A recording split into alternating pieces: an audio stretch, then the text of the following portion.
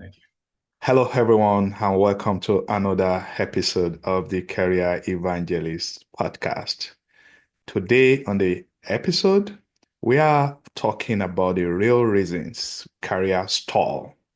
And it's not about talent or skills or even opportunity. My guest, Dave Garrison, CEO of Garrison Growth and the author of The Buy-in Advantage, says disengagement is just the symptom. Buy-in is the real issue. We are going to be listening to Dave today talk about the buy-in advantage. So if you want influence, growth, and execution power at work, this episode is for you. And with that, I'll bring in our guest. Hello, Dave. Welcome to the show. Hello. I'm so glad to be here. Thank you for having me, Bola. Awesome. It's good to have you join us today. The buy-in advantage. You wrote a book. You said it's all about the buy-in advantage, why employees stop caring, and how great leaders can inspire everyone to give their all. Can you tell us why you think we are having issues with buy-in in our society today? Yeah, great question. The data says we're in a buy-in crisis. Let me give you a couple of data points. One, in the US and true in other countries in the world, half the people in the workforce are looking out the window, looking for another opportunity. And so the question for you as a leader is if they're looking there out the window, how much are they able to focus on what you need to get done? How much are they listening if they're somewhere else in their mind? Second data point, Gallup's latest data for the year 2025 just came out 3 weeks ago, says only 1 in 3 employees in the US are engaged. Wow. 1 in 3. So 2/3 are hanging around the hoop, and they might be nice. They might do what you say, but they're not engaged. And so we've got data points, and that's a 10-year low, by the way. And in the last 5 years, the percentage of employees who say, I've got a friend at work, which Gallup says is important, or my voice is heard, has dropped significantly. And so, look, we've got a crisis, whether we see it or not. And the challenge is it doesn't show up in the income statement. Customers don't call us and say, you've got a crisis, but you have a crisis, unless you are that 1 in 1,000 employers who has a fully engaged workforce. Now, what's the difference between buy in and engagement? Mhm. So, engagement is just answering the question, would you recommend this as a place to work? Buy in is a different, higher standard. Buy in is simply defined as the difference between what you see at, I hate to say it, but the Department of Motor Vehicles in most states, where people are just putting in their time and they might be polite and everything, but they're just going through the motions, versus what you see in the US, Friday Night Lights. Hmm. Or if you're in Europe, what you would see at the Man United versus Man City game, listen to the chants. Yeah. Or if you know the Kaiser Chiefs, look at the Kaiser Chiefs outfits that people put on to go to the game and tell me that they aren't full of creativity and energy, just like the people who created the chants at the Man United Man City game, just like the Friday Night Lights at the football games in the US. Where is that energy on Monday morning? That's buy-in. And that's different than, hey, good to see you, Bola. What do you want me to do today? Anything I can do for you? Which is all very nice, but it's not buy-in. So what it means if you're a leader is if people aren't bought in, it is drudgery of dragging your team up the hill every day and having to follow up to say, did you do this? I talked to you about it 2 weeks ago. And you waste so much time and your job is unnecessarily hard. It doesn't need to be that difficult. When you have buy-in, there's a weight off your back. Wow. I like the way you explain it, Dave. And I definitely agree with you. If there's this buy-in crisis, then the next thing for me is what caused it? What's in your opinion contributed to this drop in engagement or the energy that you talked about from employee standpoint? Yeah, from the employee standpoint, it's existed and been building for years. It was aggravated during the epidemic because people had time to reflect on what they wanted from work and what they were willing to do. And there are three things that today's workforce is looking for from a job. Three things. The irony is, when we ask bosses, what are people looking for? They go, money. What do they want? More money. Well, look, I'll take more money too if you'll give me more money. But there are three things. And if you're paying a reasonable wage, there are three things people are looking for from the workplace today. One is being seen as a human being, not a human doing. It's the I see you and really see you. Not like, hey, Mary, how are you? Okay, fine. Hey, would you do this for me? That's not seeing people. So being seen as a human being, not a cog in a machine, is number one. Number two is having the opportunity to grow and learn. And number three is having your voice heard. For decisions that affect you, having your voice heard doesn't mean people expect you're going to do what I say. It means, you know what? I've got some experience in life I'd like to bring to this job. And when you ask me my ideas, you tell me you value me. And I'm spending all my time here. You're asking me for all my energy. How about if you ask me for some contribution of my experience? So I suspect if leaders, if they can give their employees these three things, the buy-in deep will start increasing because people will start getting more engaged, more energized. They will show up ready to contribute.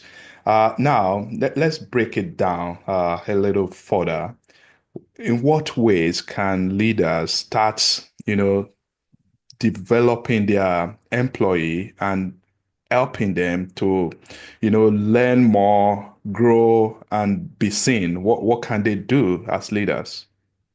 Yes, it is the change is in the leaders, not in the employee. The employee doesn't need to change. Leaders have an opportunity, just to be clear. Okay. So, what can leaders do? It's a couple of things. One is let's check our assumptions about what a leader does.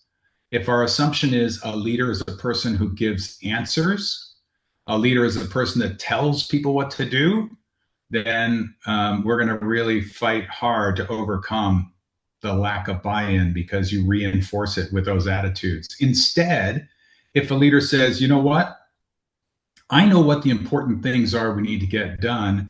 And if I can get everybody collectively working on it and tap into what we call collective genius in the book, The Buy-in Advantage, then we can have a job that's so much easier because we're all pulling in the same way, just like the fans in the sports stadium, all pulling towards a common goal of their team winning. So how does that happen? First of all, recognize people as human beings. And we recommend at the beginning of every meeting, you begin with a get on board question.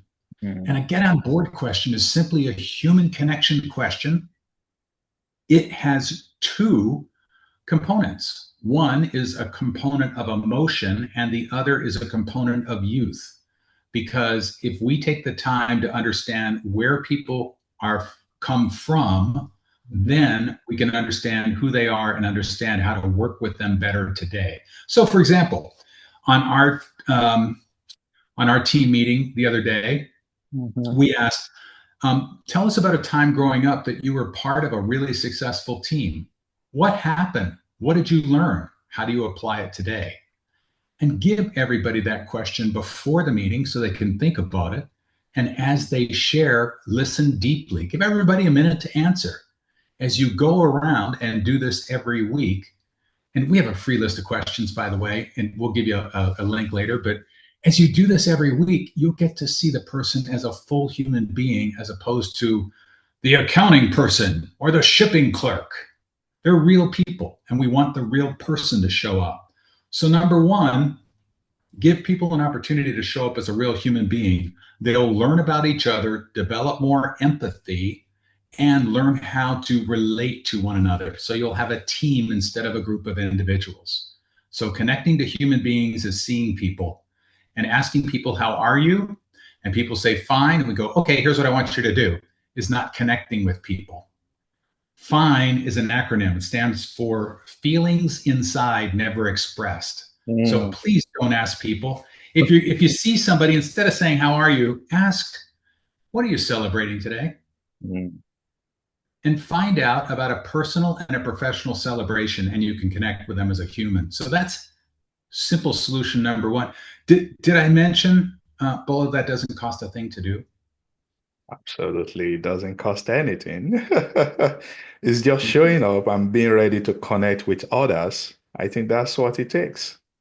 Yes, and that's an attitude as opposed to we need to get these things done and hit the numbers. Yes, you do need to get things done, but it is infinitely easier when you have other human beings with you because human beings do a lot more than human doings.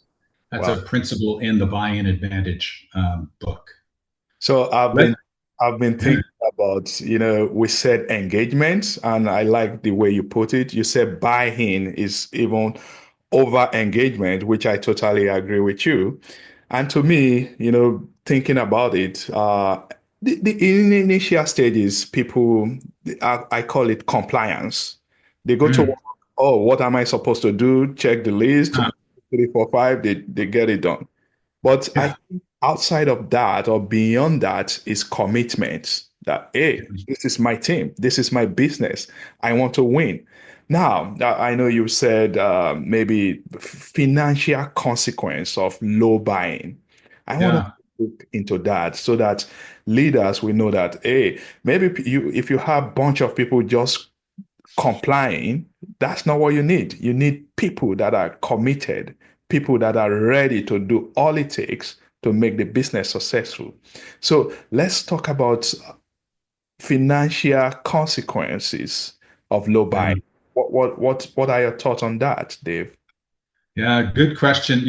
As an accountant, what I can tell you for sure is that the profit and loss statement does not reflect any of the costs of lack of buy-in.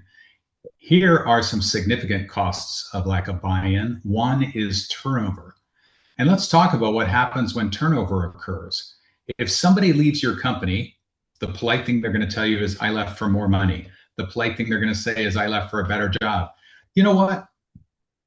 Odds are they actually left because they thought someplace else could meet those three needs better, Yeah. even if they were only going to make the same amount of money. But it's impolite to say, you guys are really jerks and you don't treat people well. No one's going to say that. So they tell you the polite thing and move on. So we get bad information. Here are the costs on the P&L of turnover.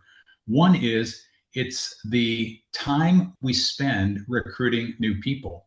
Yeah. It's the 6 weeks it takes to train new people. It's the work that the people doing the training don't, it's the time they don't have to do their own work. So productivity drops when turnover occurs. More important than that, it makes people wonder, why should I hang around if all these other people are leaving? So turnover is a huge cost to the business. In the book, we tell the story of a general manager of a car dealership who said to me, I'm being demanded to generate another $1 million out of my business. I don't know what to do. I said, what's your turnover? He said 50%. And I said, all right, let's change that. Let's drop it to 30%. And he said, how do you do it? And I gave him the buy-in techniques that don't cost anything, that are in the book. And a year later, he said, you know what? I said, what? He said, it really worked. And I said, what worked? And he said, what we talked about. He said, my buy-in went up, my turnover dropped, my profit went up. And I said, what were the other benefits? He said, the longer people are with me, the more experience they have, the more they can provide better answers and innovate on how we can do things differently. When I started asking them, hey, I'd like to get your input on this idea or this outcome. How could we do this better? When I started to ask them their opinions, suddenly their engagement went up. And I found they were a lot more productive. So ironically, in answer to your question, you're going to see it on the P&L when it occurs. You won't see it when it's not there because it's hidden in turnover costs, wasted time, and human burnout. Mm. So I know we said earlier that the buy-in is dropping, but I know there are still some organizations, some employees that are, I'll call it, fully bought in. Yes. So how can someone tell if they are working in a low buy-in organization? Great question. Um, you know, I don't know what state you're in, but when you go to get your driver's license or walk into a government office, in most of them, and this is not disparaging to people, it's not their fault. Leaders have never been given the tools to create buy-in, so it's not the leader's fault. We've never been shown that. We've just been told, do this, do that. And that's all we know. But when you walk into an office, you can tell what the buy-in is. You can tell the attitude of the people. You can tell their curiosity, their interest in you. Did they notice you coming in? Did they greet you? Are they willing to help you? Okay. You know, if it's a retail store, it's the attitude of the people, because the attitude of your employees is the customer experience. So if you want a great customer experience and you focus on customers and skip people, you'll never get there. You're going to be chasing your own tail. Okay. So you've mentioned quite a number of things in terms of how to build this buy-in. Mhm. And I think one of the most important is attitude or behavior. You also clearly articulate that we need people need to be seen, people need to be heard, and people want to grow and learn. But you also mentioned that leaders need to be equipped with tools. So Yes. outside of this attitude and behavior, what other Uh, tools do? okay. I'll give you. Let me tell you about a mistake that I used to make all the time, and sometimes I still make in my enthusiasm because I know my team is going to listen to this podcast and say, "Well, you said so." Let me just call it out. Yeah. I get excited about an idea, Mm. and what I want to do is say to the team, "Hey, I've got this idea. What do you think if we?" And I mean it with all sincerity and I mean it with good intent. And I'm eliminating buy in when I ask that question of what do you think about my idea? What are they going to say? I'm the boss. You They're going think? to see boss man. Great idea. Right? Yeah. Okay. So let's rip up that model. Let's start with a buy in model. A buy in model says, look, you have good ideas. And what I want you to do is what we call reverse engineering. I Mm. want you to ask yourself, what problem does your good idea solve? Be really specific. Oh, here's a way to really delight our customers even more. Okay. Second question for you before you talk to anybody. What let you know that this idea was a great idea versus the other 20 ideas you might have thought of? And that's what we call criteria. I knew my idea was great because we can implement it now, doesn't take a lot of money. It's easy to track and easy to train. Those are the four things that let me know I had a great idea about how to delight customers. Now, armed with the information of exactly what the outcome you want is and what your criteria is, here's the conversation with the team. Hey, team, I've been thinking about how we can better delight our customers. And I'd like you to give that some thought and come up with your own ideas on how we might do that. But here are the four criteria that we want to solve for. We want to make sure it's something that we can replicate, it's easily measured, we can train on, and doesn't require any more investment. So please brainstorm those ideas. We're going to meet on Monday and we're going to share ideas. Mm. Now, as leader, I hear some leaders saying, yeah, and I'll just kind of lead them to my idea. No, that's not the point. The point is everybody's going to bring their own experience. And frankly, the people who are closer to the customer have more experience than most leaders do. Mhm. Ask your people for their ideas, and suddenly you're going to have a list of ideas that meet your criteria, some of which are going to be better than your idea. And then after everybody shared their ideas, feel free to throw your idea in. It's just another idea on the list. So we're going to separate ideas from ego. We're not going to debate ideas. We're not going to be, oh, my idea is better than your idea. We're going to list them up and just say, which of these ideas better fits the criteria we agreed to? And just have people do what we call weighing the ox. It's a simple vote. Process is in the book, The Buy-in Advantage. Or go to our leadership resources page on our webpage, or go to buyinbook.com. We've got tons of resources for you that support how you do this. But the key idea, share your outcome, share your criteria, and then ask people to think about it on their own. Because then, no matter what the decision is, even if it's a solution you originally thought of, they're bought in because their voice was heard. You're So shifting the attitude. I love that, Dave, and I think this buy-in discussion, more leaders need to get to know about this, and more people should talk about this, because I think these numbers are bad when we have just about 30% of employees that are fully bought into their organization. So we need to change this conversation. Now, as we are wrapping it, what can employees do, maybe in terms of being proactive? What are some questions that they can ask in order to gauge if their leaders are bought in, and how can they go about this?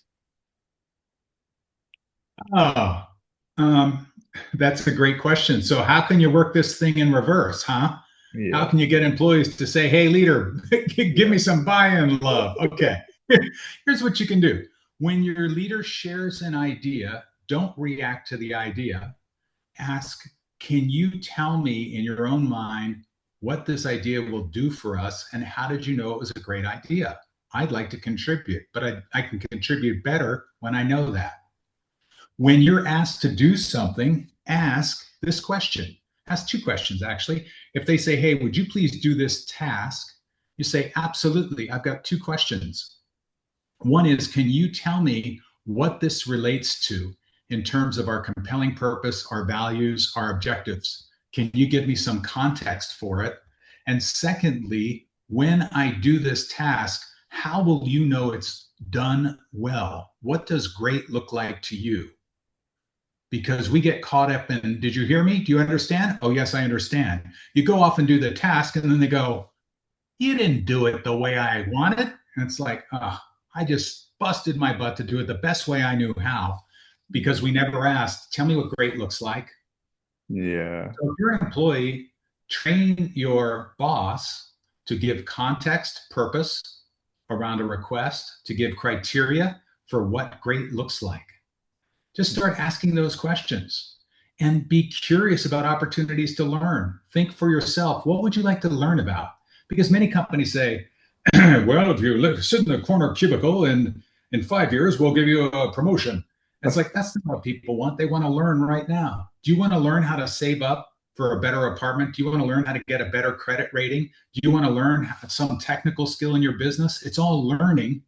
And many times it's cost nothing to the company to have somebody from your bank come in and say, look, here's how credit scores are calculated. Here's what you need to know. It's a life skill people want to know about. That's learning. And Right. so if you're the boss, ask, what do you want to learn about? If you're an employee, say, hey, is there a way that we could learn about fill in the blank?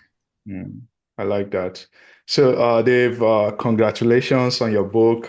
You made it to USA Today, #1 best sellers list. Congratulations on that.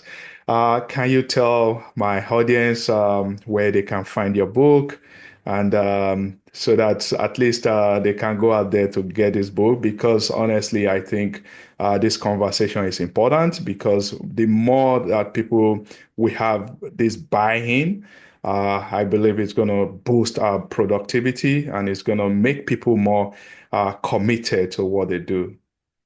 Sure. They can get the book at any major bookseller. They can get it on Amazon. You can get a Kindle version. You can get Audible version if you like to listen to the books while you work out in the morning, or, while you're doing chores around the house.